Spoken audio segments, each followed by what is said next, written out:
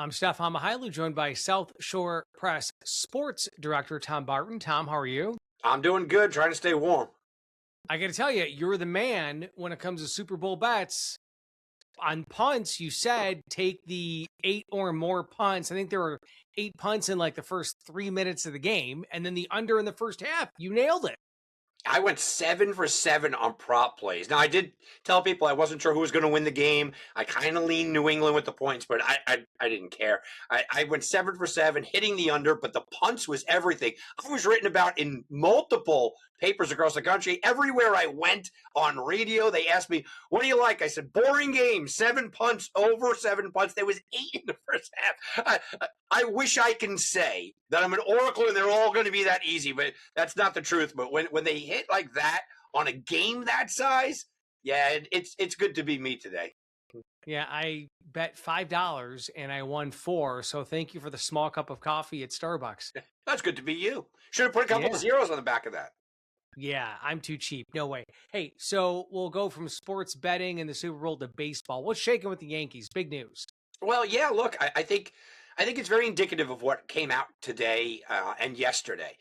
Today, Giancarlo Stanton basically saying to put on a Yankee uniform and to be a Yankee means championships. And he's had that mentality for a while. And you love to hear that as a sports fan, as a Yankee fan, because it hasn't seemed like many players believe that in a while. It certainly doesn't seem like management does. And speaking of management, a quiet guy and the captain of the team, Aaron Judge, made a comment yesterday that really didn't explode the way it should have, but I'm glad that he did it. And essentially, he said he was waiting around all summer, all winter, and waiting for the Yankees to do something. And his words were, we're the Yankees. Go sign somebody, right? Go do something. That's how every fan felt. Why are we watching the Dodgers overspend us? Why are we watching the Mets overspend us? We are the Yankees. We're the New York Yankees. And that's how the fans felt. And it was good to hear Judge say it. Now, look, Judge is too classy to come out and say, what is Hal Steinbrenner doing, right? Judge is too classy to come out and say, what is the organization doing? How are we being outspent by the Dodgers? But that's what he said. And I love that he said that. I think it put a little bit of pressure on the front office and on Cashman and on, the ownership, if there's any pressure that could be put on them. Now let's change gears to another New York baseball team, the Mets. I mean, it's shocking that baseball's about a month away. What's new in their organization? Well, there's a good comment today, but what really is jumping out that's new is the hamate bone. And the hamate bone has hit a couple of superstars, including Francisco Lindor. And the hamate bone, for people that don't know, it's a hook-shaped bone right about here. When you're batting, you put the bat in your hand, and it kind of, it just breaks it. I mean, for lack of a better term, this does impact the players. Now, most of them come back relatively quickly. There's a chance Lindor will be all ready for opening day. Most likely he won't be, but he'll miss maybe a week or so. It won't be overly impactful, except it does sap your power for 2 to 3 months. And Lindor, in a team that has a lot of pressure on it now and trying to make up a lot of power after Pete Alonso left, this isn't a good development, especially his age and the position he plays. I'm not worried long term, but I think his numbers are going to be affected this year. And then you have Steve Cohen today coming out and saying, well, the Dodgers have a lot of money, but I can spend too. And he's kind of, having a measuring contest here, except Steve, you're losing constantly. When you took over the team, most Met fans believed you would be that guy. You would be that guy to go out there and overspend and spend like a maniac, except he hasn't done it. And he's gone out there. He's made bad decisions with the Sherlanders and the Verlanders of the world.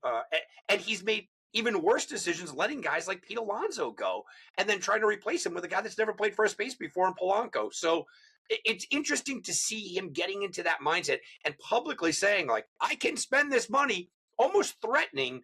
And we're all sitting back and waiting to go and saying, okay, let's see it, right? Let's see you do it. Yeah, we'll see what happens in that organization. And now let's switch gears, Tom. Last question for you. High school football, big changes at William Floyd, correct? Absolutely huge. Legendary coach, and I don't use that term low, it's legendary coach, Paul Longo, leaves the school. He left the school, and I use the word left because a lot of people believed, and it was written about and talked about as if he retired, but he didn't officially retire. And you go, what is happening with Coach Longo? Okay, well, he's stepping away. He retired, and you just assumed he did, but no, he winds up at Shoreham Wading River, and now they have to fill the position. And you're thinking, who's going to fill this legendary position? Who's going to step into the giant shadows? And look, they hired one of their own. Pete Friedman steps in. He's been on the sidelines for 19 years and is an assistant with Coach Longo, right? He's one of those guys that I could go through his resume, and I did. If you guys pick up the South Shore Press, I went through his entire resume, his coaching career, in not only football, by the way. His coaching career is massively extensive. I don't know if I've read a more impressive coaching resume stepping into such a big high-profile job as he did. And I just think it's such a great decision by William Floyd to take someone that the kids know, the community knows, the parents know, the boosters know, everybody knows who he is because he was kind of the right-hand man. There was nobody more qualified to jump into this position. I don't see this being a big bump in the road at all. I think he is absolutely a fantastic hire. When you lose a legend, it's hard to replace him. If there's anybody that you want to replace him, it would be Pete Friedman. All right, sounds good. That's South Shore Press Sports Director Tom Barton. The website is southshorepress.com. Follow us on Facebook and Twitter. Just go to the Google machine and find us there. Tom, as always, good to chat with you.